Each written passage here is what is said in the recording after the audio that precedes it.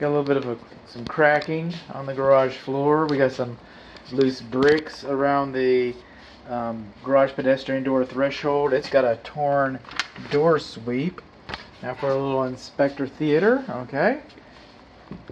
Come in. Come on in, Mr. Fire. The door's open for you. Thank you. You always make me feel so warm and welcome. No, this door's supposed to have a spring on it. It's supposed to always close. Oh, they didn't require them back. No, it's supposed to have a spring on it. The coder, what we don't know. It's inconvenient because our shopping, we're bringing stuff. No. Statistically, most fires start in the kitchen. There's not a lot we can do about that. Second most place, fires start in the garage. Fires start in the garage. So what happens is, if this door's left open, everything you care about, the things you care most about are on the other side of the door. Your kids, your family, your pets, those things are on the other side of the door. Birth certificates, income taxes, passports, business records,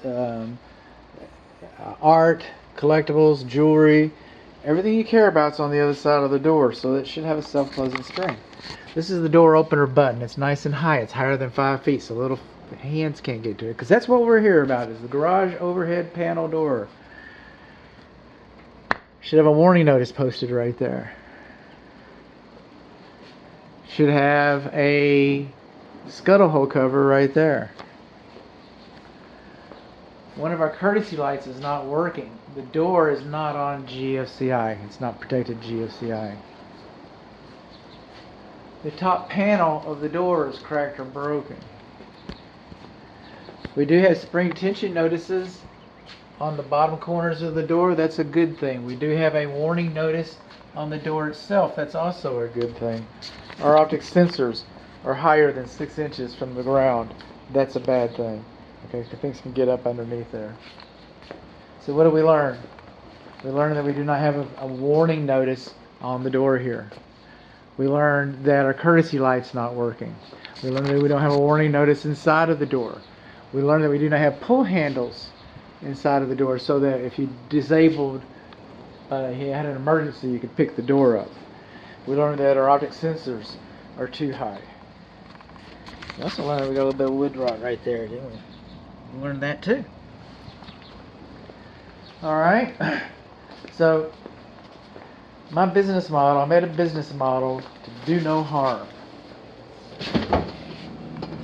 This is our freezer, recycle me. Okay, got a little wine.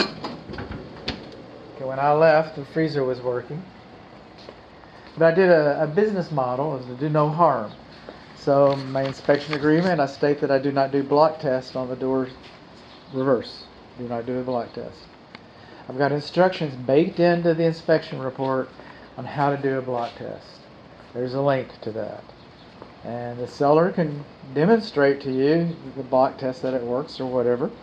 Just your needs.